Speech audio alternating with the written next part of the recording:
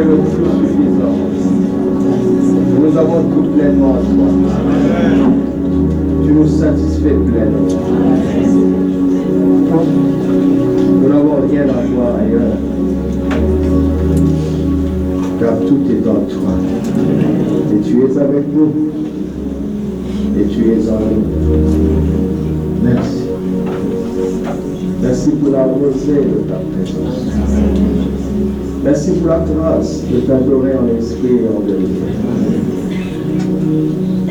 Merci d'accepter de faire de ces louanges un trône pour toi. De siéger au milieu dans la louange des saints. Tu es redoutable au milieu de nous, car nous sommes une assemblée des saints. Selon qu'il est écrit, Dieu est redoutable dans l'assemblée des saints. Je peux dire que tu es redoutable en ce lieu. Tu es redoutable au milieu de nous. Et nous te remercions. Nos ennemis sont plus très loin de nous à cause de ta présence. Car lorsque tu t'élèves, tes ennemis se dispersent. Ils se dispersent, Seigneur. Ils s'évaporent comme la fumée. Ils fondent comme la cire fond au feu. Parce que tu n'es pas un Dieu caché, mais tu es un Dieu glorieux et debout au milieu de nous. Seigneur, que ta gloire paraisse davantage. Davantage, davantage. Ne sois pas un Dieu caché. C'est pourquoi nous t'élevons. Pour que cette ville, cette nation, le monde entier puisse savoir que tu es présent. Et que tu es vivant, Parle-nous encore, Seigneur, que ta parole nous rapproche de ta volonté parfaite et qu'elle nous transforme en la même image que toi, de gloire en gloire, par le Saint-Esprit. Au nom de Jésus. Amen. Amen. Alléluia.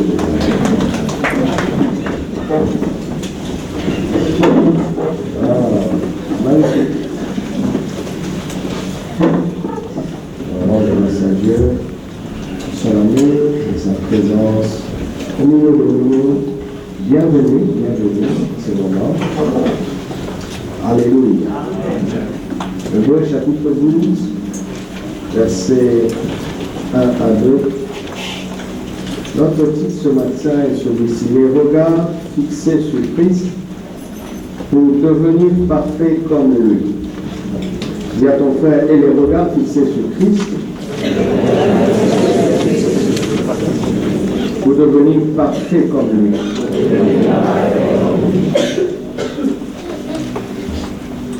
Les regards fixés sur Christ pour devenir parfait comme lui.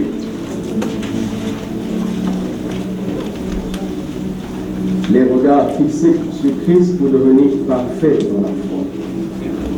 Parfait comme lui. Hébreux 12, 1 à 2.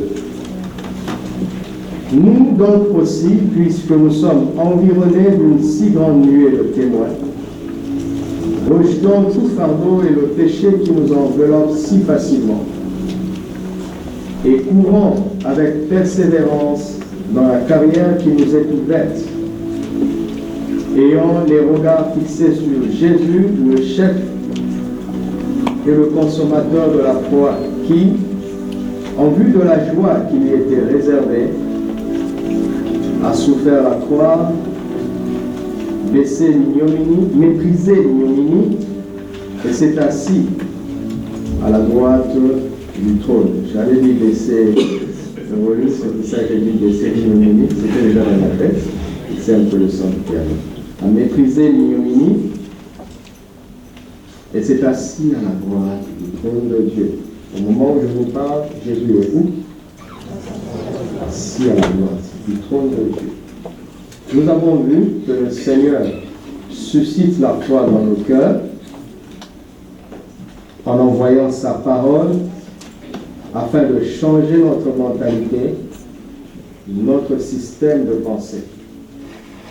Car chacun est le fruit des pensées qu'il a acceptées et qu'il entretient. Vous trouvez ça dans le Proverbe 23, verset 7. Chacun est le résultat, la somme des pensées qu'il a acceptées et qu'il entretient. J'ai ajouté entretien parce qu'on peut les rejeter, ces pensées. Donc, pour résoudre ce problème, le Seigneur suscite la foi dans nos cœurs en nous envoyant sa parole afin de changer notre mentalité. Une fois qu'il a changé nos mentalités, c'est-à-dire une fois que nous avons comparé les pensées que nous avons acceptées, que nous entretenons, une fois qu'en les comparant par rapport à la parole que le Seigneur nous donne et que nous comprenons que notre mentalité ne correspond pas avec la sienne et que nous décidons de les rejeter, d'accord? C'est ce qu'il attend de nous repentir afin de croire. Quand nous croyons à sa parole et nous abandonnons nos propres valeurs d'autrefois, à partir de ce moment, il peut se positionner dans notre vie comme notre Seigneur. Alléluia. Amen.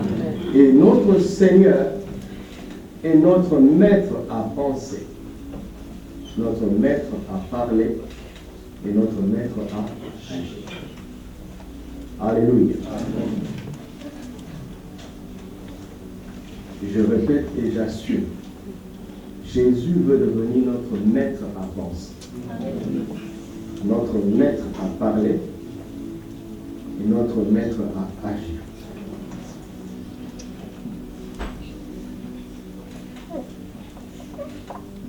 L'avantage avec Jésus, c'est qu'il affiche ouvertement ses ambitions. Vous savez, le diable nous domine sans pourtant vraiment paraître. Il cache ses intentions profondes. Il passe au travers des conseils bien pensants. Il passe au travers des cultures, les traditions, les valeurs acceptées par ce monde. Qu'elles soient bonnes ou mauvaises, peu importe. Si elles ne sont pas inspirées par la parole, elles ne sont pas bonnes. Le diable ne viendra jamais te dire, écoute, je suis le diable, je suis mauvais et méchant. Je finirai en enfer, il n'y a pas de choix pour moi, mais je te conseille de me suivre pour que tu finisses comme moi.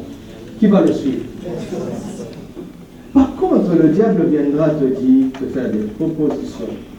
Il se déguise en ange de lumière. Ses intentions les plus profondes, il ne les affiche pas. Mais écoutez Jésus dit, si quelqu'un veut venir après moi, il faut qu'il haïsse son père, sa mère, ses frères, ses soeurs, ses propres enfants, et même sa propre vie, et qu'il me suive. Apprendre ou à laisser. Au moins, c'est clair dès le départ. Un jour, ses disciples ont dit, cette parole est dure. Qui peut l'écouter? Jésus savait que ces paroles étaient dures. Il savait qu'il courait le risque de perdre une plus grande partie de ses disciples. Mais Jésus préfère peu qu'ils le suivent de tout leur cœur, en ayant mesuré les implications de leur décision, que la foule qui le suit sans avoir compris ce que ça implique que d'être disciple de Jésus. Il affiche, il dit tout à l'avance. Les avantages et ce qui a priori semble être des inconvénients. Il dit tout. Alléluia. Amen. Il a même osé dire à tous les apôtres qu'ils mourront. Il a dit, vous aurez des tribulations dans ce monde. Vous les aurez. Je sais que c'est la suite qui nous intéresse. Prenez courage et vaincu le monde. Mais comprends très bien ce qu'il dit. Il n'a pas dit prenez courage, vous en sortirez. Il n'a pas dit ça. Il a dit prenez courage, moi j'ai.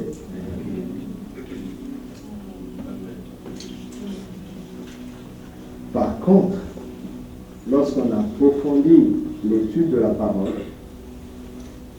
et qu'on choisit de le suivre avec les avantages et les inconvénients entre guillemets sur la route on se rend compte à quel point on n'avait plus aucun risque. Mais ça, il ne dit pas ça à l'avance.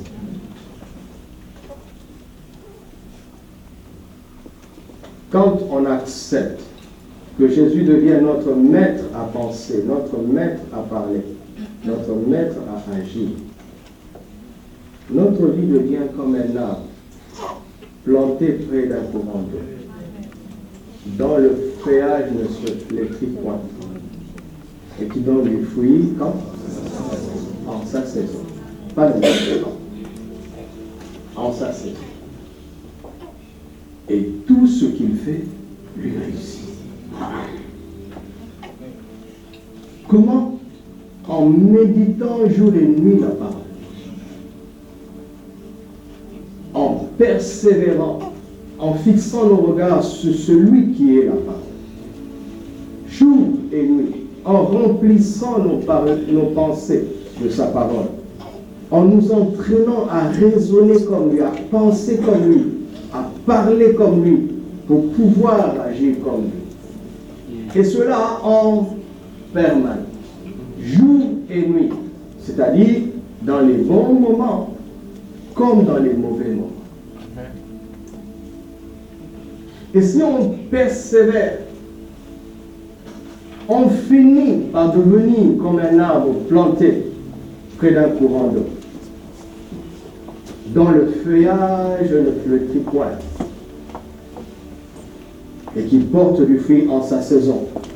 Et là, à partir de ce moment, tout ce qu'on fait réussit. Alléluia. J'aimerais quitter la terre dans ces conditions-là.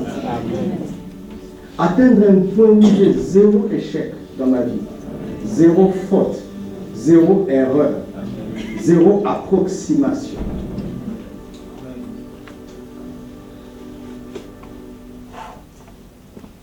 C'est cela la perfection.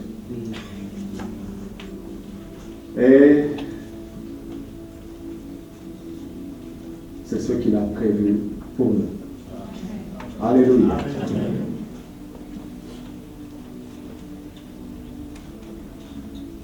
Avec ce livre qu'il nous a donné. Avec ce livre. Rien que ça? Ah oui, oui. Rien que ça. Avec ce livre. Le livre le plus puissant de l'histoire. Ce livre.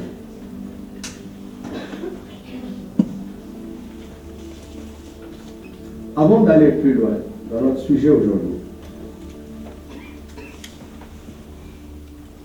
parce que Christ suscite la foi et l'amène à la perfection. Sans but. Avant d'aller plus loin, j'aimerais que nous comprenions que la maturité, la perfection, c'est le but de Christ pour nous. C'est le but.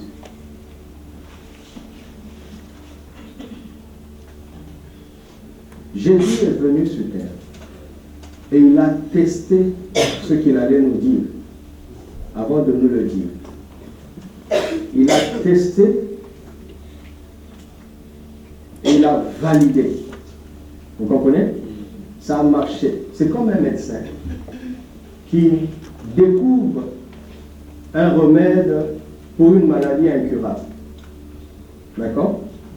Je suivais les infos dernièrement et j'ai vu qu'en Afrique du Sud, l'équipe des chercheurs prétend avoir découvert un médicament contre le VIH. Et ils ont demandé à certaines personnes de se prêter à cela, de tester le médicament. Et pendant que je suivais les infos, et ils ont interviewé les jeunes, il y en avait une vingtaine, qui ont accepté de suivre le traitement. Je me suis posé la question, était-il déjà malade? Mais pendant que je me posais cette question, l'un des jeunes hommes qu'on avait interviewé dit que lui, il est sain, mais c'est pour la bonne cause, pour l'avenir qui s'est prêté à cela. Donc je me suis posé la question, est-ce qu'on l'a contaminé pour tester le médicament? Je n'ai pas de réponse parce que c'est passé vite. Je pense que quelques phrases m'ont échappé. Mais pourquoi les chercheurs ne testent pas leurs remèdes eux-mêmes?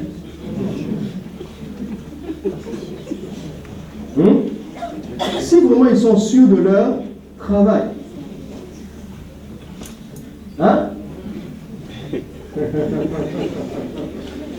Il y a un chercheur ici? Jésus est venu avec le remède. Il l'a testé lui-même. Il l'a prouvé. Amen. Et avant de mourir, il dit tout est accompli. Mention 18 000 sur 20. Écoutez cet homme, il dit, suivez-moi. Identifiez-vous à moi, quel que soit le domaine. Suivez-moi. Et je ne serai pas le genre de rabbin que l'on rencontre de temps en temps à la synagogue, qui nous épate par ses enseignements, mais on ne sait pas comment il traite sa femme. Il dit non, venez vivre avec moi. Vous entendez? Observez si je suis le même à la maison et dehors. D'accord? Vivez avec moi. Observez si moi-même je souffre de temps en temps d'oppression démoniaque alors que je les chasse dehors. Observez si de temps en temps moi-même je tombe malade de la fièvre alors que j'impose les mères aux malades là dehors, ils sont guéris. Suivez-moi. Et vous allez, quand je vais être en train de prier, je prierai à haute voix pour que vous entendiez le contenu de mes prières. Vous ne m'entendrez jamais dire Seigneur, pardonne-moi cette fois-ci. Je ne recommencerai plus jamais. Il n'a jamais fait une prière de repentance.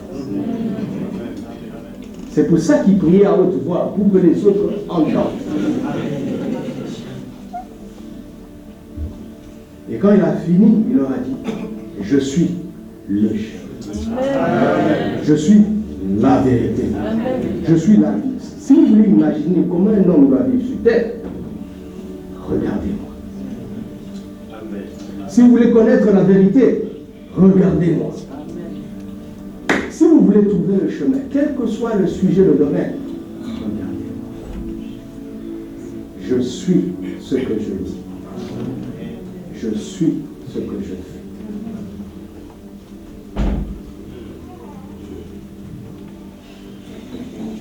Suivez-moi, regardez-moi. Je suis parfait. Fixez-vous sur moi.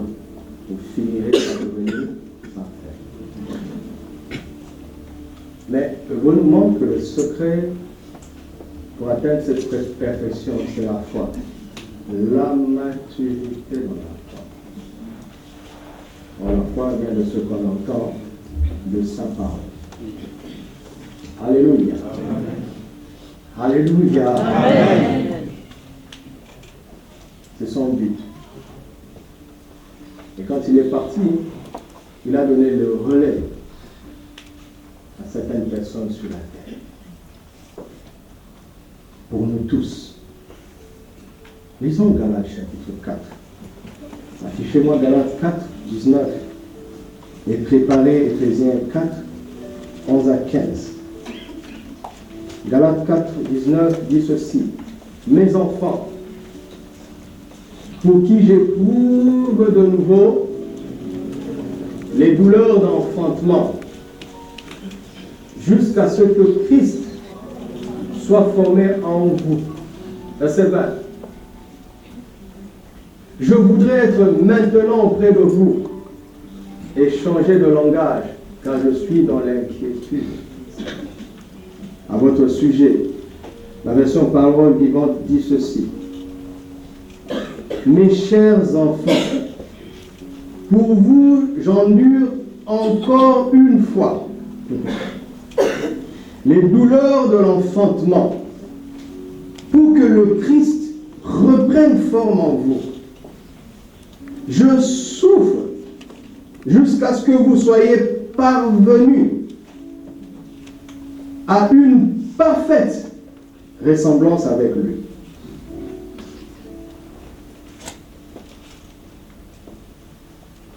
Dis à ton frère, tant que tu ne lui ressembles pas parfaitement. Quelqu'un souffre pour ça. Répète, dis à moi.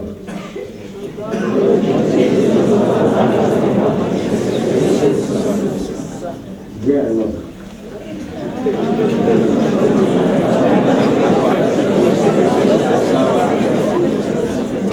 Dis-le maintenant pour toi-même.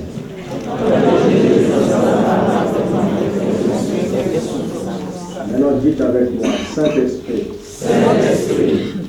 donne-moi la grâce de souffrir pour que quelqu'un ressemble parfaitement à Christ. Dis-le encore. Saint-Esprit, donne-moi la grâce de souffrir pour que quelqu'un ressemble parfaitement à Christ. Dis-le encore. Saint-Esprit, donne-moi la grâce de souffrir pour que quelqu'un ressemble parfaitement à Christ. Vous êtes exaucés. Amen. Vous savez, on parle de délivrance. Le jour de l'accouchement,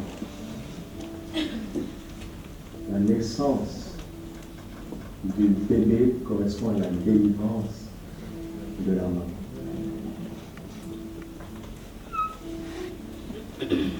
Mais vous savez quoi? C'est une fois pour toutes. Ça, c'est sur le plan naturel. Mais sur le plan spirituel, c'est maintes et maintes fois.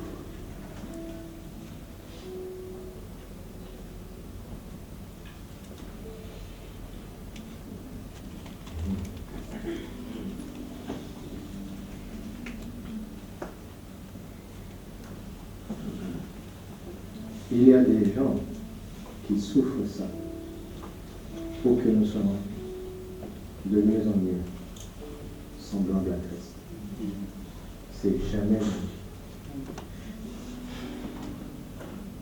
Paul avait une dimension extraordinaire. C'est pour ça qu'il a osé dire ceci. Ce qui me manque aux souffrances de Christ, je l'achève dans mon corps. Il n'est pas en train de dire que l'œuvre de la croix n'est pas complète. Mais il est en train de dire qu'il y a des gens qui vont souffrir pour que ce que Christ a accompli parfaitement devienne une réalité pour les croyants.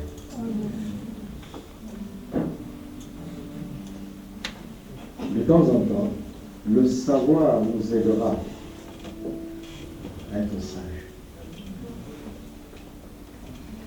Parce que quelqu'un souffre une souffrance qui correspond aux douleurs de l'enfant pour que nous nous ressemblions. Et tant qu'on n'aura pas atteint la perfection, il y aura toujours quelqu'un qui souffre. C'est bien de le savoir, n'est-ce pas?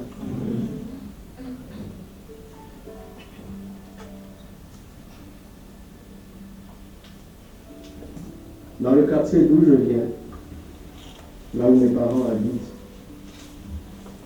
il y avait une prostituée. Pourquoi je dis ça? Parce qu'elle était tellement perverse qu'elle ne se cachait pas. Dans mon pays, les prostituées vont se prostituer très très très loin. Dans des endroits où on ne les connaît pas. Mais elle, d'ailleurs, elle le disait à haute voix. Aujourd'hui, cette dame, et c'est une histoire vraie, cette dame est une grande évangéliste. Elle gagne des âmes. Dieu est extraordinaire. Vous voyez, de la même manière que dans son caractère, elle exposait tout ce qu'elle faisait en secret. Quand Christ l'a attrapée, le même caractère est resté. Il a commencé à servir à l'évangile. Tu lui dis bonjour, il te dit bonjour, mais attention, tu risques d'aller en enfer. Ah oui.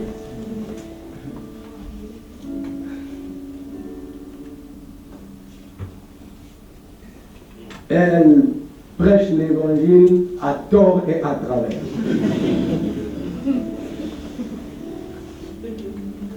Vous savez, Paul était fougueux avant de rencontrer Christ. Il est resté fougueux après avoir rencontré Christ. Mais ce que les gens de mon quartier ne savent pas, c'est qu'il y a un jeune homme qui a prié en secret pour elle pendant 10 ans. Très peu le savent. J'étais dans le secret de ce jeune homme. Pendant 10 ans, jour pour jour. Un matin, elle s'est réveillée. La dame avait fait encore des scandales parce que parfois elle s'enivrait. Et alors que tout le monde était en train de la critiquer parce qu'on l'a ramassée dans la rue pour l'emmener chez elle, tout le monde avait honte d'elle, ses frères, ses parents. Son petit frère même ne voulait même pas qu'on sache qu'il était son petit frère. Alors ce jour-là, une fois de plus, on était en train de le critiquer. Et ça se racontait dans leur maison, il est venu, il a demandé qu'est-ce qui se passe. Il a dit c'est cette dame encore. Et à l'instant, le Saint-Esprit lui a dit ne parle pas comme elle. Ce jeune homme, il dit parfois, quand il priait pour elle, il était pris d'une compassion telle qu'il pleurait, il ne pouvait pas s'arrêter. Pendant 10 ans, il a gémi pour elle.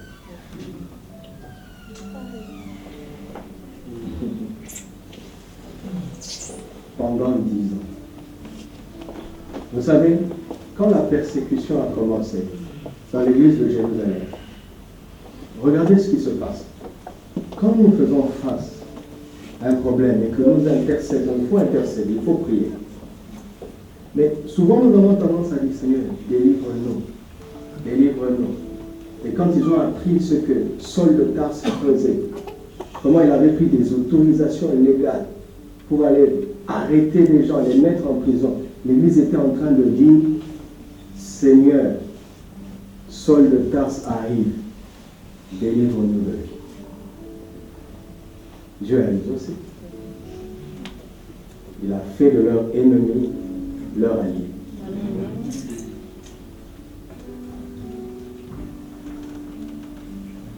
Dieu nous exauce toujours, mais pas toujours comme on s'y attend. D'ailleurs, sa réponse est la meilleure des solutions. Parce que Saul de Tarse serait mort, il y en aurait un autre.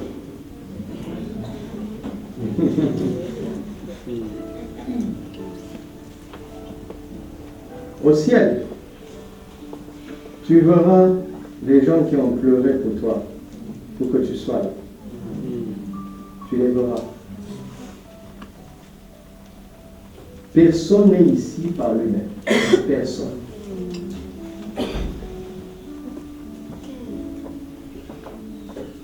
Veux-tu qu'au ciel, que des milliers de gens viennent t'embrasser et te dire merci, avoir gémi pour moi? Est-ce que tu le veux? Amen. Et ceux qui ne vivent que pour eux-mêmes n'atteindront jamais leur but.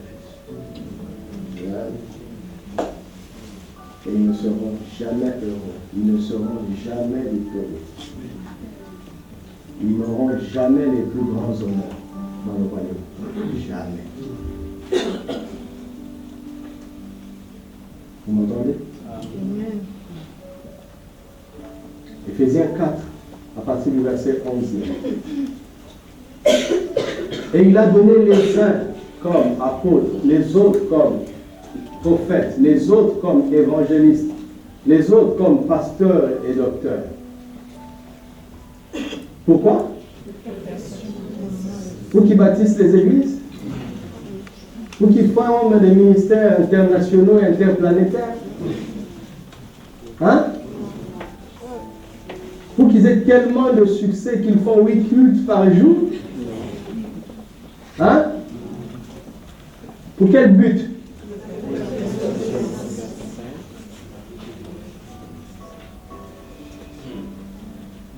Voici mon but. Que tu deviennes parfait en Christ. Et le culte d'aujourd'hui sert à ça. La réunion du vendredi sert à ça. Le séminaire Vision dans 2 semaines, servira à ça. Le torrent de vie sert à ça. Vous comprenez? Jour et nuit, on demande à Dieu, montre-nous quelle est la meilleure manière d'aider ce peuple à devenir parfait en Christ. Il ne s'agit pas d'organiser des réunions. Réunions, d'accord, mais pour quel but? Si quelqu'un te dit, allons-y, si tu es intelligent, la question que tu poses c'est, oui, mais où? N'est-ce pas? Si quelqu'un te dit, faisons, tu lui dis, oui, mais quoi? N'est-ce pas? Si quelqu'un te dit, mangeons, tu dis, oui, mais quoi? C'est aussi simple que ça. Et si la Bible dit cela, c'est que c'est possible.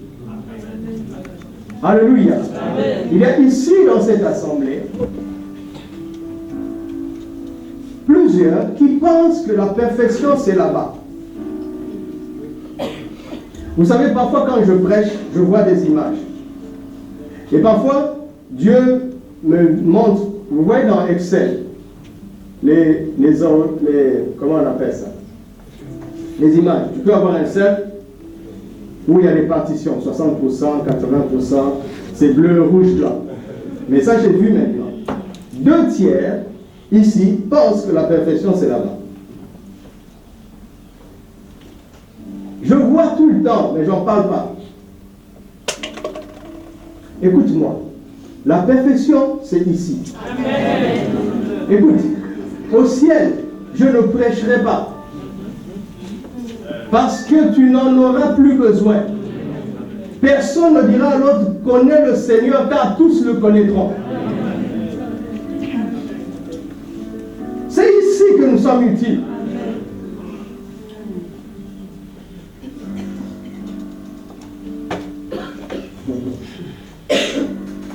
Donc c'est possible. Je t'en supplie. La perfection, ce n'est pas un projet de l'autre côté. C'est un projet de Dieu pour toi et moi maintenant. Hein? Vous savez ce qu'on nous a mis dans la tête? Quand moi j'étais enfant, chez nous, on disait souvent, l'erreur est humaine. N'est-ce pas? On t'a mis ça aussi dans la tête?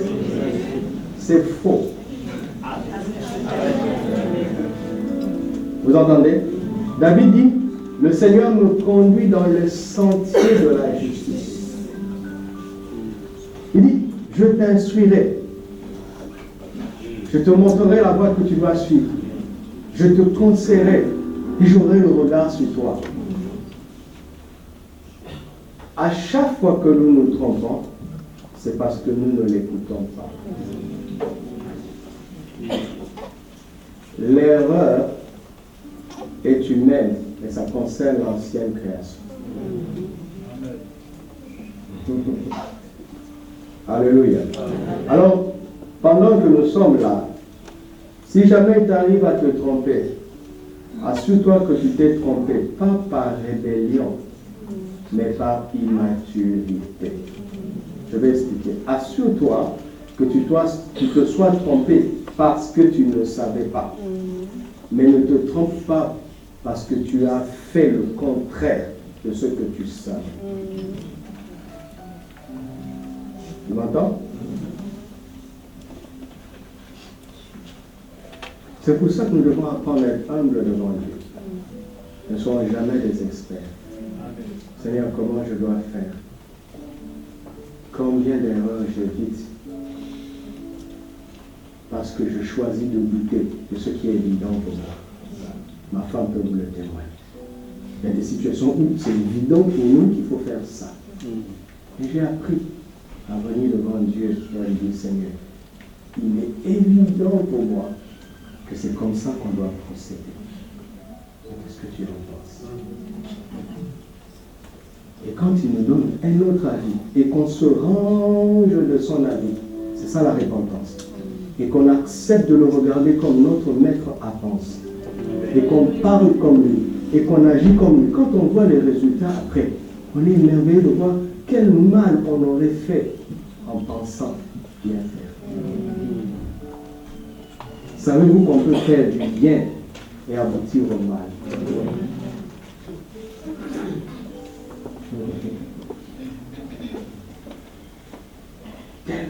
Tellement. Quand j'étais enfant, je me saignais moi-même et j'allais où je voulais. Maintenant que je grandis, je lève mes mains. Quelqu'un d'autre me saigne et moi-même je veux. C'est tellement difficile pour moi maintenant de prendre la moindre décision. Parce que l'expérience m'a appris à ne pas me faire confiance en moi-même, à ne pas faire confiance en mon jugement. Vous m'entendez? Vous m'entendez? Ce sont des paroles de la vie que je vous donne. Quand je dis les paroles de la vie, c'est la vie avec V majuscule, dans tous les domaines de votre vie. Sois pas trop pressé. Même si tu sens de l'empressement dedans de toi, justement, n'agis jamais par précipitation. Jamais.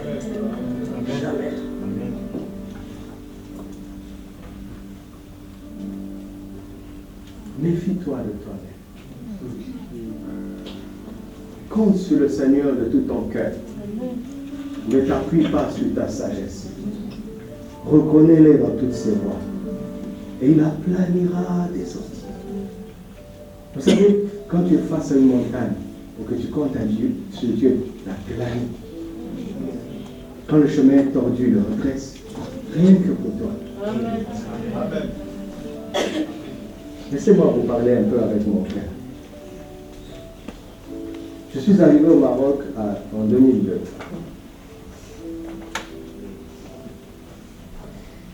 Le 2 octobre 2002. Le 2 octobre 2002. Au mois d'août, en août 2002, ma vie a été bouleversée. J'ai fait une expérience spirituelle extraordinaire. Nous étions dans l'église, il y avait, pendant l'adoration comme ici, et j'ai vu la nappe de la révélation. Ce n'est pas une idée, une condition intérieure, non, c'est sorti comme ça.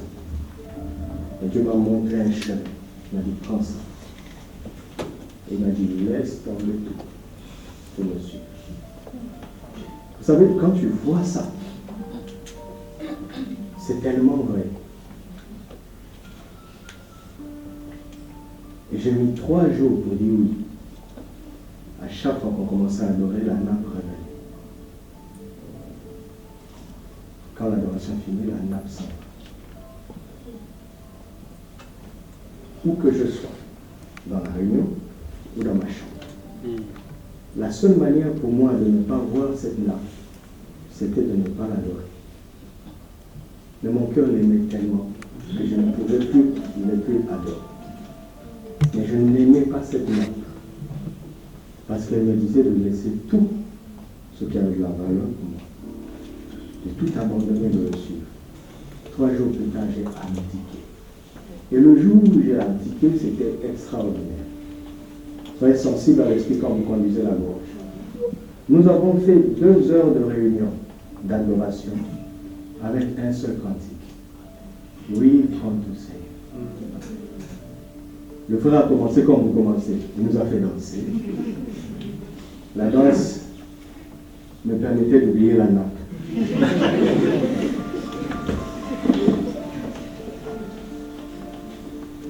Et il a commencé entre tes mains.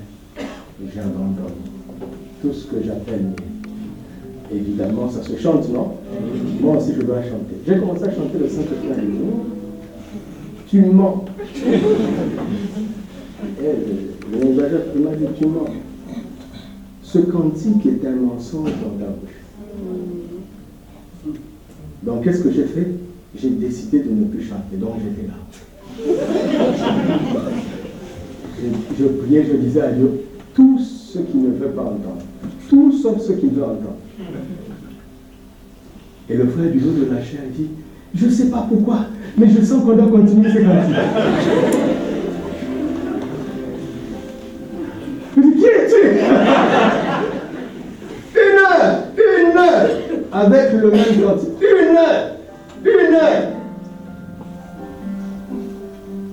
Et vous savez, parfois, quand le conducteur conduit, les musiciens ont le programme.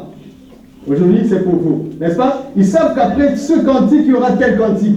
Donc le pianiste commence à orienter déjà, préparer le prochain son. N'est-ce pas? C'est ce que vous faites, non? Le frère a dit non, on reste là.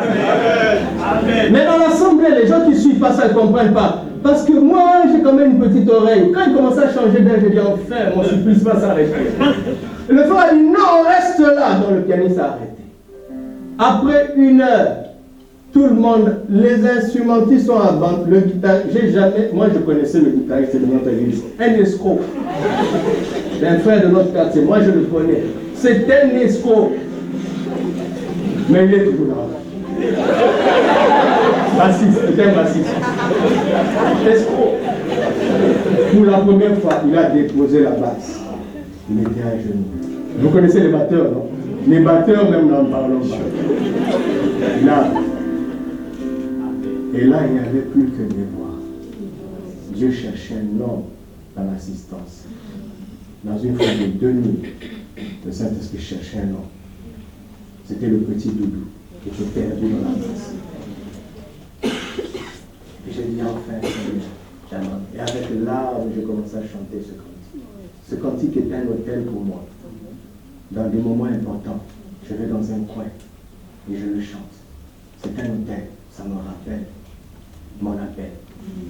Amen. Enfin, quand j'ai dit oui, avec larmes, je commençais à le chanter. Et la paix est venue. L'Esprit m'a dit c'est bon. Si tu es à ma place, qu'est-ce que tu vas faire? Je sais que j'ai dit oui à Dieu, que j'arrête tout. Quand je suis allé, je dis à ma mère, j'arrête tout. Maintenant, le gros morceau, c'était de le dire à mon père. Ils vont arriver bientôt, dans quelques semaines, vous allez le voir. Alors, je suis allé voir les pasteurs, les frères, personne ne croyait en moi. Un jour même, c'était presque une insulte. Tu te rends compte que tu vas, celui qui t'a appris la foi, mon responsable, je travaille dans l'évangélisation, celui qui m'a communiqué la passion pour les âmes, celui qui m'a appris ces choses, il n'était pas pasteur. Quand tout le monde n'a pas cru en moi, je savais que je pouvais compter au moins sur lui. C'est pour ça que je suis allé le voir en dernier, parce que pour moi, lui, il était déjà acquis, c'était mon allié. C'est lui qui nous a fait prier. Un Corinthien qui dit, malheur à moi si je n'annonce pas l'évangile, malheur à moi. Nous, on a prié cette prière. Auto-imprécation. Malheur à moi si je n'annonce pas l'évangile. Sous sa direction. Donc pour moi, c'était évident qu'il me croirait. Quel choc! Quand je suis allé le voir, il m'a dit, tu sais, Doudou, il y a la grève à la fac, ça fait 2 ans. Les temps sont durs. Mais tu sais, ne déprime pas. Donc, je suis sorti de cet endroit et je dis, mais ce frère m'a insulté.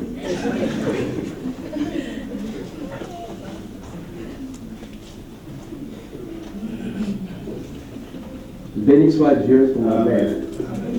Tout de suite, elle a cru. Elle m'a dit ce qu'elle ne m'avait jamais dit.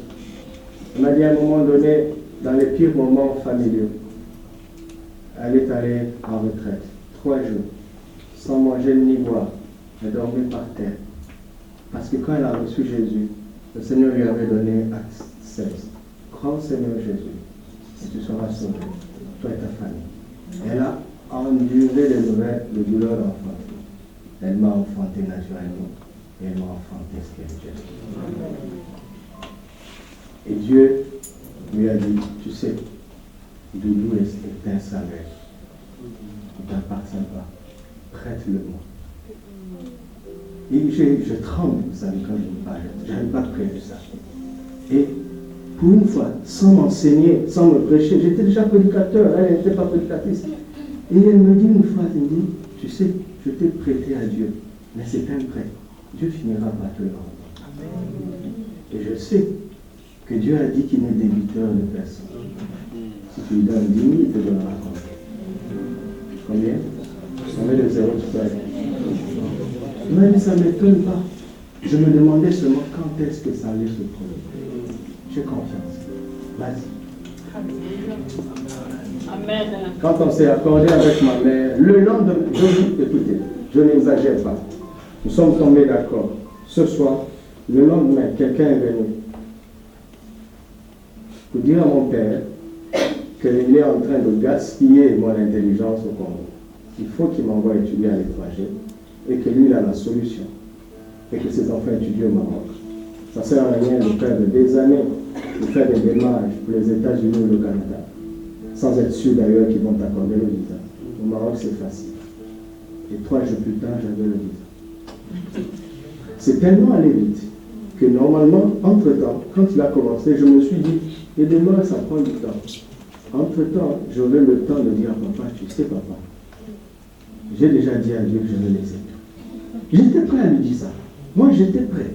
Ça allait me créer des problèmes, mais j'étais prêt. Mais j'ai été pris de court, parce que ça allait plus vite que moi. Le 3e jour, j'avais le visa. Qu'est-ce que je vais faire? Et j'ai dit à Dieu, on ne devient pas pasteur tout seul. Vous savez ça, non? Est-ce que vous savez ça? Vous êtes sûr? Vraiment? Alors pourquoi vous suivez ces gens-là? Si quelqu'un te dit qu'il est pasteur, pose-lui la question. Qui t'a établi? Vous entendez? Ne suivez jamais une personne qui n'a pas de père. Ne suivez jamais une personne qui n'a pas d'histoire. Vous entendez? Même s'il prophétise et qu'il impose les mains, les gens tombent. Ou qu'il prêche bien, parce qu'il y en a. Ne suivez pas. Demandez-lui leurs origines. Donc je disais à Dieu, mais je ne peux pas devenir pasteur tout seul. Moi j'ai dit oui. Mais après je fais quoi? Mon église ne m'a pas reconnu. Dieu m'a rien dit. Je suis encore allé vers ma mère. Maman m'a dit, ne parle pas encore à papa, je vais aller prier. Ça c'était le jour où on nous a dit, le visa sortira le mercredi. C'était un fameux mercredi que moi j'avais sorti. Dans la veille, j'ai vu déjà que tout était bon. J'avais l'inscription, tout était bon. Donc, la matinée du jour où j'allais retirer le visa, maman m'a dit, je ne sais pas ce qui se passe. Je sais que ce que tu as dit est vrai. Mais en même temps, je sens dans mon cœur qu'il faut que tu partes. Et c'est contradictoire pour l'enfant que j'étais. Vous comprenez? Pour moi, c'était une contradiction. J'ai dit, mais maman, c'est une contradiction. Je crains de désobéir à Dieu. Écoutez la parole de cette dame. Écoutez la parole de cette dame. Elle dit, Seigneur, s'il se trompe, que les conséquences retombent sur moi. C'est vraiment une maman quand même.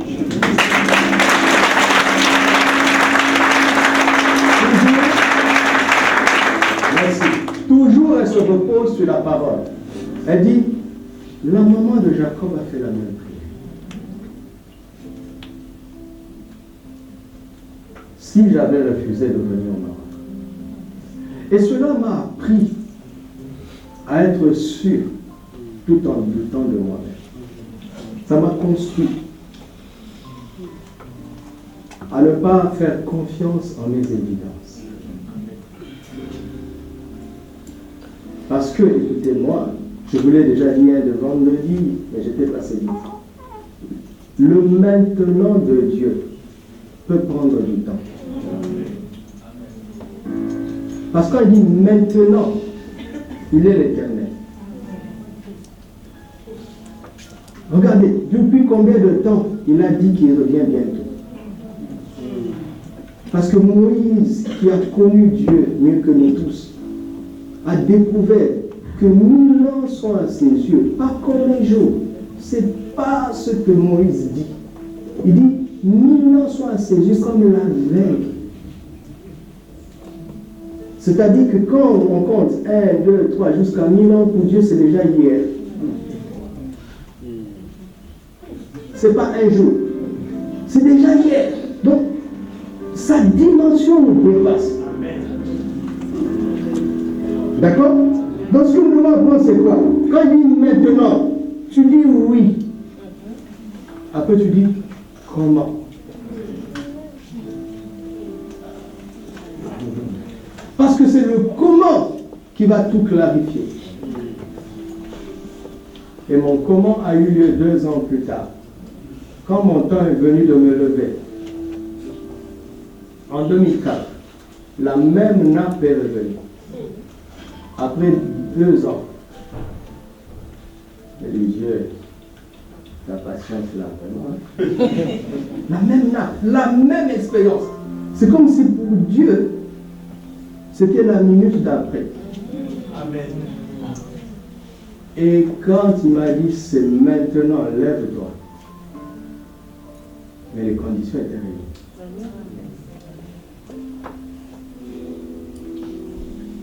Je n'avais pas prévu de dire.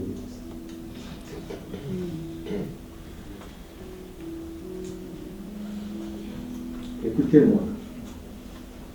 Jésus sait mieux que nous tous ce qui est bon pour nous. Arrête de contester. Même tes versets bibliques que tu connais, tu ne sais même pas ce que ça veut dire. Il y a des gens qui prient, on nous a enseigné ça. Il faut prendre Dieu au mot. Il faut prendre Dieu au mot. Tu ouvres la Bible, tu dis Seigneur, tu avais dit. Ça, tu fais ça au diable. Il est écrit, tu fais ça au diable. Tu ne peux pas rappeler au Saint-Esprit la parole qu'il a dit. Il faut plutôt lui dire Seigneur, tu as écrit ça. Qu'est-ce que ça veut dire? Avant que je l'écrive, explique-moi. Amen. Il y a des gens qui pensent qu'ils peuvent coincer Dieu. Il faut les prendre au mot. Je rappelle à Dieu.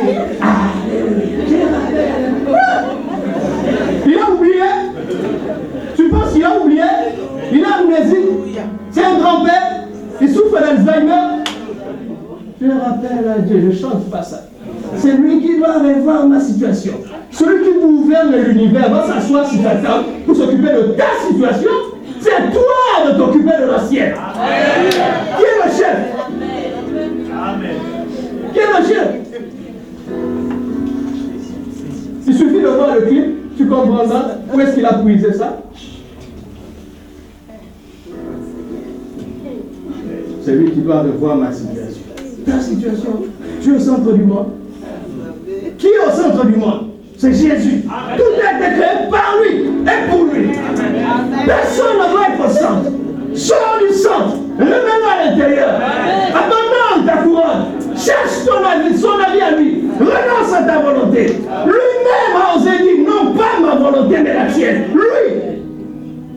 Vous pensez qu'il nous impose ça pour rien? Rien de ce qu'il nous demande, il ne l'a pas testé lui-même. Je vous l'ai dit. Vous imaginez tous les miracles qu'il y avait derrière lui, tous les enseignements qu'il y avait derrière lui. Mais il ose être sincère et dire, papa, je suis le grand Jésus. Mais là, il y a 2 volontés. Là, il y en a 2.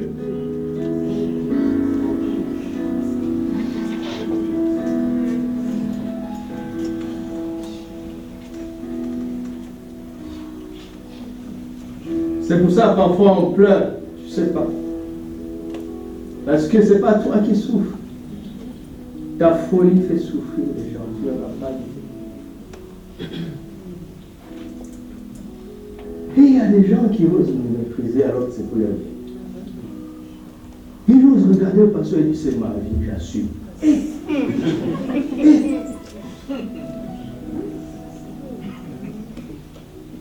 Parfois je vais devant Dieu, je lui dis Seigneur, tu sais, je ne suis pas un gourou. Ça, je dis souvent cette phrase, non? Il est libre. Dieu me dit, tu ne le laisses pas. Je dis Seigneur, il m'a dit qu'il assume. Il a parlé dans la folie, tu ne le laisses pas. Si tu es un gardien, tu comprends? Si tu quittes ton poste, le diable n'attend que ça. Vous vous rendez compte de continuer à prier pour quelqu'un qui te méprise? Vous vous rendez compte ce que c'est? De voir que le frère ou la soeur te dit plus bonjour. Et c'est toi le pasteur qui doit aller après. Et il dit bonjour. Vous vous rendez compte? Mais c'est bien pour nous que ça nous montre que le ministère, ce n'est pas une position de chef. C'est une position de service. Tant que les gens ne grandissent pas, tu ne fais rien. Tu ne fais rien. Zéro. Zéro.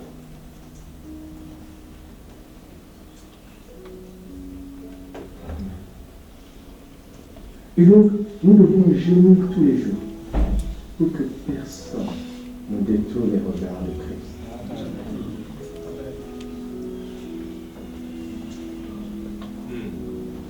Christ.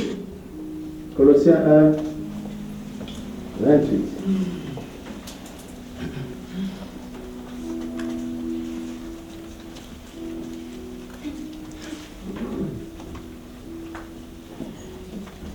C'est lui que nous annonçons,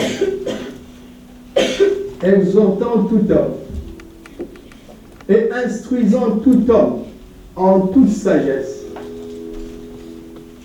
afin de présenter à Dieu tout homme devenu comment? Oh Seigneur. Voilà le but de l'exhortation. Voilà le but de cette instruction. Parce que je ne veux pas me tenir les mains vides devant lui.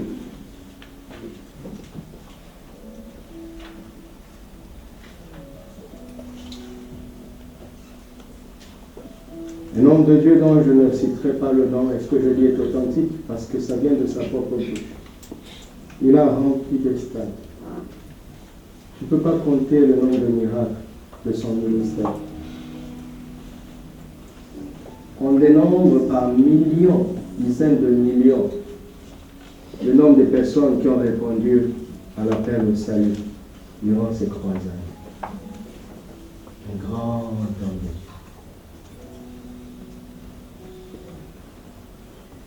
Et l'année dernière, il était en croisade au Brésil. Des miracles se sont produits. Des âmes ont été sauvées. Et quand il est rentré, à son hôtel le soir, il a fait un malaise. Un malaise cardiaque profond. Et il est tombé dans le coma. Pendant que le monde et la médecine disaient qu'il est dans le coma, lui, il a eu une vision. Il s'est retrouvé de l'autre côté. Il y avait une longue file. Devant une grande porte majestueuse. Et en bas, il y avait un ravin, un fossé, qui ressemblait à l'enfer. Et devant la porte se tenait Jésus. À côté, il y avait une dame qui jouait à l'orgue, au piano. Chacun devait se présenter devant Jésus, à tour de rôle. Jésus ne disait rien. S'il te regarde avec bienveillance, la dame joue un air joyeux. Et la porte s'ouvre et tu entres. S'il te regarde et il ferme le visage, la dame joue un air funèbre. Et le feu aspire. Élie était sur la file. Tout le monde tremblait. Personne n'était sûr de lui. Mais ce qui m'intéresse, c'est que celui dit « J'ai tremblé ». Quoi? Toi qui as fait entrer des millions de gens au ciel, ça devait être évident. Personne ne se tiendra devant Jésus comme ça. J'attends mon tour. Personne. Personne. Pourtant, on nous a dit que nous avons l'assurance du salut. Il tremblait comme une feuille. Et quand son tour est arrivé, Jésus l'a regardé. Il n'a pas sauté. Mais il n'a pas froncé le visage. Et dit tout le monde, c'est ça le texte. Les yeux fixés sur Jésus. Il dit, dans l'assistance, tout ce qui intéressait tout le monde, c'était le regard du Seigneur. Rien d'autre ne comptait, si ce n'est ce fameux regard, parce que son humeur allait montrer l'approbation.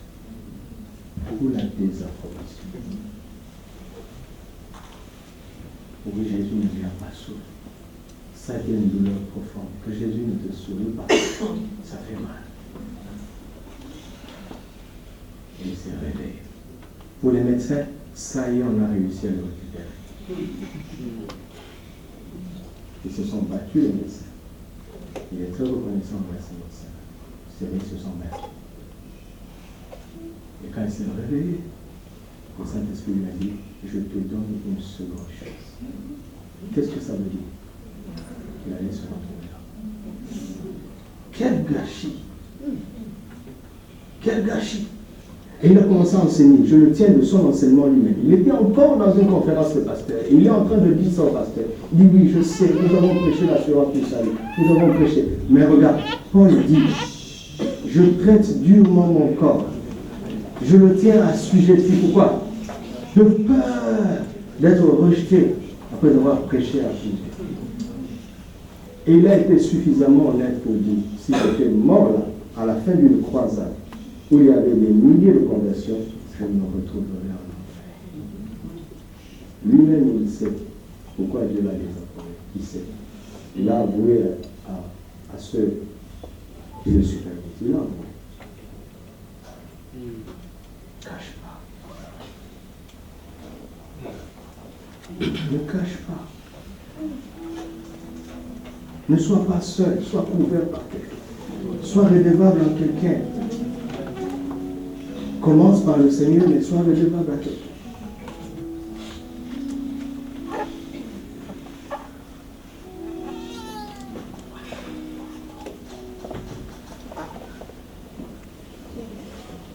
Qu'aurai-je dans mes mains quand je me tiendrai devant lui?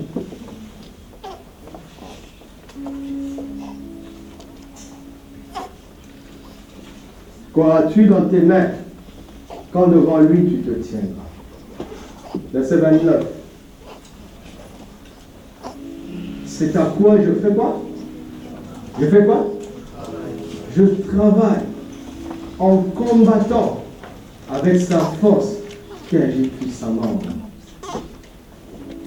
Il travaille. Il s'est donné entièrement la force que Dieu lui a prêtée. Qu'est-ce que ça veut dire? Les qualités, les capacités, les moyens que Dieu te donne, il te les donne afin que tu t'en serves pour travailler de manière à ce que les gens deviennent parfaits en Christ. Parce que c'est la seule chose avec laquelle nous nous tiendrons devant lui. Tout ça va rester. Mais les âmes que tu gagnes resteront dans tes mains. Et mieux, les âmes que tu auras édifiées et qui vaudront aux couronnes sur ta tête. Couronne au pluriel. C'est parce que quand vous le regardez dans l'éternité, Jésus est couronné de plusieurs diadèmes. Il a quel genre de tête? Ouais. C'est pour ça que Paul dit, il dit, vous êtes notre gloire.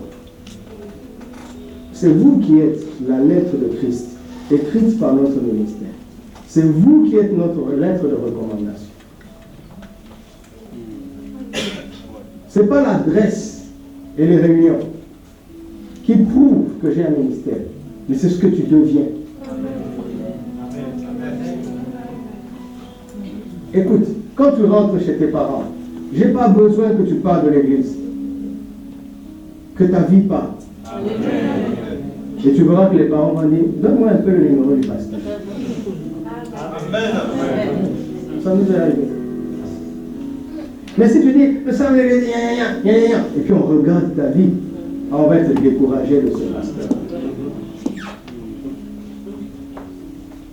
Ne me fais pas honte, s'il te plaît.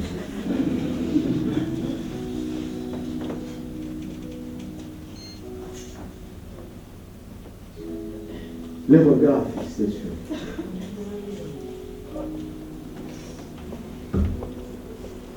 C'était quoi le prochain passage? Hein? C'est le dernier?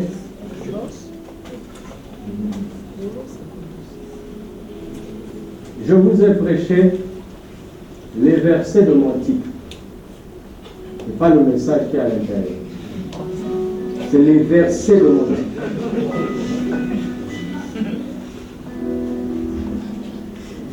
Préparez-vous, venez au séminaire. Cette année va être extraordinaire.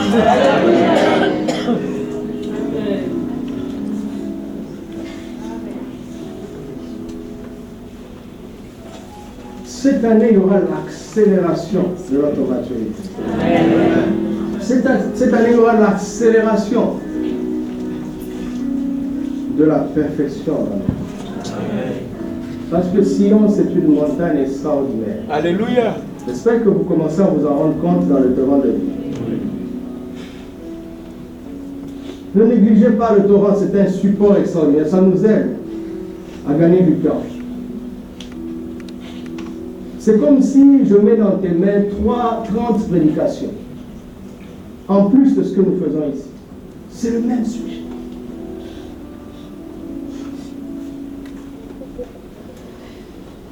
Affichez-moi le psaume 133. Je vais terminer par là. Je vais vous montrer quelque chose. Alléluia. Amen. Ça va? Aujourd'hui, je vais parler pendant moins d'une heure. C'est rare. Cantique des degrés de David. Voici beau qu'il est agréable, qu'il est doux pour des frères de demeurer ensemble. C'est ça le message. Le message est fini. Vous comprenez? À partir de là, il va faire une comparaison. Vous entendez? Affichez-moi le dernier verset. Il dit, car c'est là que l'Éternel envoie la bénédiction, la vie pour l'éternité. Lisez bien, le message est celui-ci. Voici, oh, qu'il est doux, qu'il est agréable pour deux frères de demeurer ensemble, car c'est là que l'Éternel envoie la bénédiction, la vie pour l'éternité. Ma question est celle-ci. C'est quoi ce là? Quel est cet endroit où il envoie la bénédiction?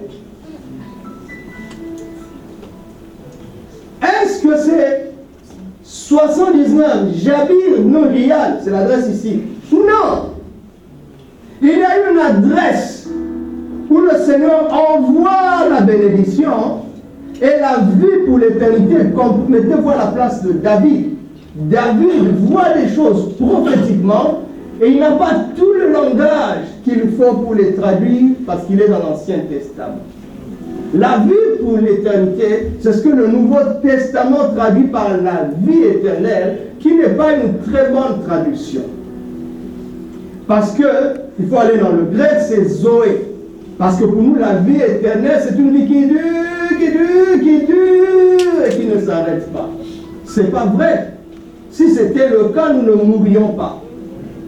Vous entendez? Si c'était le cas, Jésus serait encore en vie jusqu'aujourd'hui.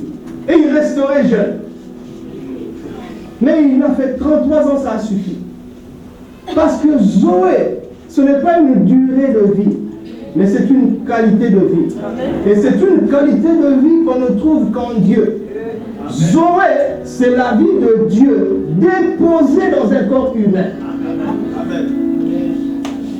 Donc celui qui a la vie éternelle, c'est une personne qui vit sur terre sous forme humaine exactement comme Dieu. C'est une personne qui satisfait la volonté initiale. Créons l'homme à notre image, selon notre ressemblance. C'est ce que David voit. David dit, il y a une adresse. Dans cette adresse-là, l'Éternel envoie la bénédiction. Donc, tel que tu es, nous tous, nous prions, Seigneur, bénis-nous, bénis-nous, bénis-nous. La bénédiction ne viendra pas là où tu es. Il y a une adresse. La bénédiction se trouve là-bas. Vas-y et encaisse ton chèque. Tu comprends? Si tu veux te donner un chèque, là, tu dois aller à ma banque. Quelqu'un veut être béni ici? Amen. Dieu a envoyé ta bénédiction à une adresse. Et dans cette adresse-là, tu reçois ta bénédiction et Zoé. Tu reçois un chèque et la qualité de vie qui te permettra de faire bon usage de ce chèque. Quelqu'un m'entend? Parce qu'un chèque entre les mains d'un égoïste, d'un cupide va faire du mal. Dieu te donne ce chèque et la qualité qu'il faut pour faire du bien, exactement comme Jésus. Il avait reçu le chèque de l'onction et il allait de lieu en lieu pour ne rien faire d'autre que de faire du bien. Parce qu'il avait la qualité de la vie de Dieu. Vous imaginez à quel point Dieu est riche. Mais il ne fait que du bien. Le soleil est à lui. Mais lui, il fait lever le soleil sur les bons et les méchants. Mais il aurait pu. Dieu était capable de faire lever le soleil aujourd'hui, que ça ne brille que pour nous et pas pour les méchants. Il en est capable. Regarde quand ils sont sortis de l'Égypte. La même colonne. Du côté d'Israël était lumière, de l'autre côté elle était ténèbres. Mais il est tellement bon qu'il laisse les méchants bénéficier de son soleil. Il laisse les dictateurs bénéficier de son souffle de vie, alors qu'ils font du mal. Mais Dieu ne ferme pas le robinet, parce qu'il est bon. Il veut leur salut. La bénédiction est une bonne chose, mais elle peut détruire si tu n'as pas la qualité qu'il faut, le caractère qu'il faut. Vous m'entendez? Maintenant la question c'est, quelle est cette adresse? Alléluia. C'est où que le Seigneur a envoyé ta bénédiction? C'est où? Réponds-moi. C'est où? Oubliez d'abord la comparaison. Oubliez. Parce qu'il dit c'est comme, vous voyez? C'est comme, tout ce qui suit là c'est une comparaison. Oubliez la comparaison, je vais venir, mais oubliez ça. Il dit, oh qu'il est agréable, qu'il est doux pour le faire de demeurer ensemble. Ta bénédiction, c'est dans la communion fraternelle. Dieu a déjà répondu à toutes tes prières. Il a déposé ça dans la communion fraternelle. Si tu sors de la communion fraternelle, tu t'éloignes de ta bénédiction. Vous m'entendez? Dieu a envoyé cette bénédiction, par exemple, dans la communion d'aujourd'hui. Elle vient sous forme d'enseignement. Imagine si tu étais resté à la maison. Et quand je dis communion fraternelle, ce n'est pas un rassemblement des corps, mais un rassemblement d'esprit. Es-tu en accord avec nous? Sommes-nous en accord avec la parole? Croyons-nous la même chose?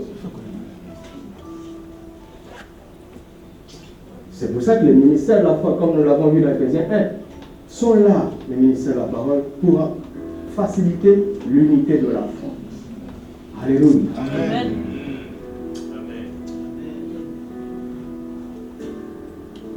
Que je suis heureux d'être ici. Alléluia.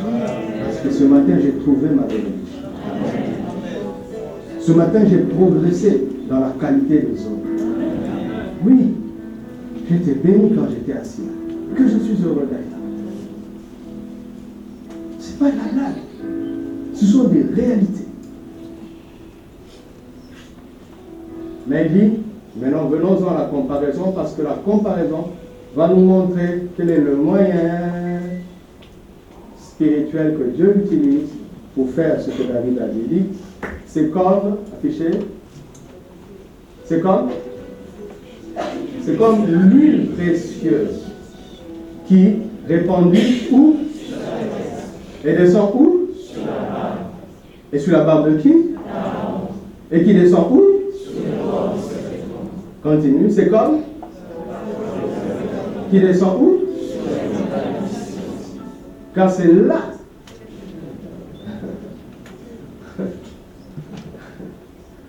La rosée de l'Hermon et la montagne de Sion, je vais en parler au séminaire. Mais restons dans la première analogie. Il dit c'est comme l'huile précieuse, n'est-ce pas? C'est l'onction sainte du Saint-Esprit qui rend possible l'impossible. D'accord? Il dit, il reprend cette huile-là sur la tête, n'est-ce pas? Pour que ça touche le corps d'Aaron. Ok? Mais ça passe par la barre. Avant de toucher le corps. Un jour, un monsieur, il dit qu'il a un ministère de docteur dans la parole. Il a pris ce passage pour montrer que Dieu est contre le ministère de la femme. Parce qu'il dit, chaque serviteur de Dieu a une onction qui descend sur sa tête. Et ça touche le corps à travers sa barbe. Comme les femmes n'ont pas de barbe, elles ne peuvent pas avoir de ministère. Sauf que, si on trouve une femme qui a des barbes, ça existe, non? Ne regardez pas le menton de la soeur. Oui, vous voyez comment sa démonstration tombe à l'eau. Si on trouve une femme qui a de la barbe, il est qualifié. Donc, critère pour devenir prédicateur, as-tu une barbe? Ou bien, il y a des hommes imberbes. N'est-ce pas? Et s'il dit qu'il est appelé à prêcher, on va regarder son. S'il est imberbe, ou bien, je vais encore aller plus loin, il ne faut plus que les pasteurs se rarent. Sinon, lui va passer par vous. Oh mon Dieu. Alors c'est un langage spirituel. Le mot barbe, ici, c'est zakan dans l'hébreu, qui veut dire personne âgée.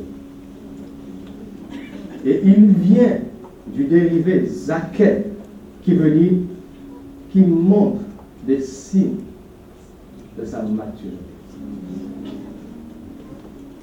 Regarde, l'onction qui est tombée sur la tête d'Aaron touche son corps à travers sa maturité spirituelle.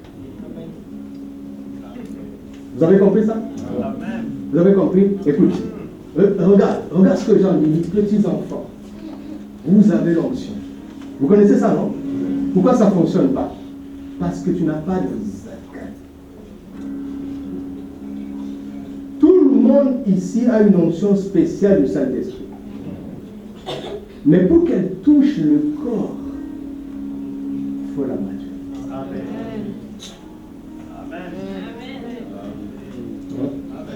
C'est pour ça qu'il dit, gardons les yeux sur lui. Parce qu'il va nous emmener à la perfection. Plus tu t'approches, plus tu grandis dans la foi, mieux tu sais ce qu'il attend de toi. Et en le faisant, tu es en bénédiction pour le corps. Vous avez compris ça? Je recommence. Plus tu grandis dans la foi, mieux tu sais ce qu'il attend de toi. Et en le faisant, tu deviens une bénédiction pour le corps. Les gens aimeront la communion fraternelle parce que tu es là-bas. Parce qu'ils savent que tu es un agent de leur bénédiction. Imaginez si tout le monde ici avait un zakat. Qui va fuir le rassemblement des frères? Mais regarde, si tu es là, tu insultes les gens, tu poses toujours des problèmes, mais les gens vont naturellement s'éloigner de toi. Chaque fois que quelqu'un t'approche, il y a un clash. Mais quand on est enfant de Dieu, on ne veut pas ça, n'est-ce pas? Donc je ne veux pas te critiquer, mais je veux prendre des distances.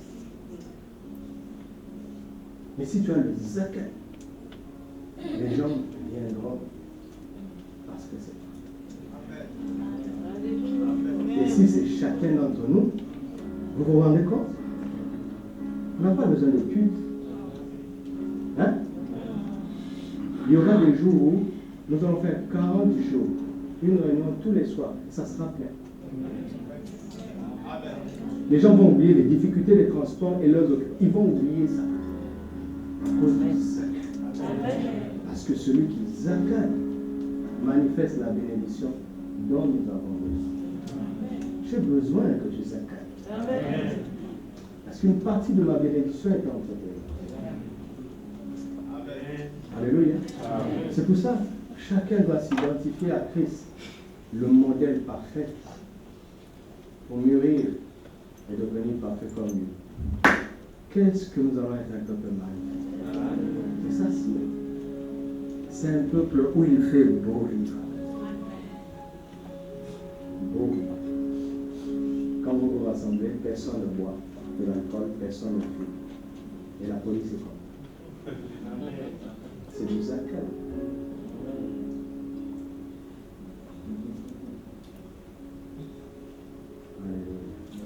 Une manière de contempler Christ, c'est au travers de l'adoration. Tu es le Dieu de grâce.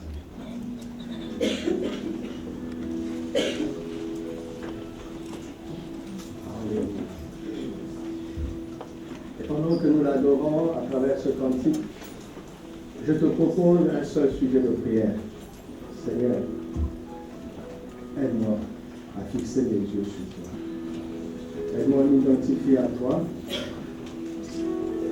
Aide-moi à t'imiter dorénavant. À accepter tes pensées, à accepter ta parole. À rejeter tout ce qui m'éloigne et me détourne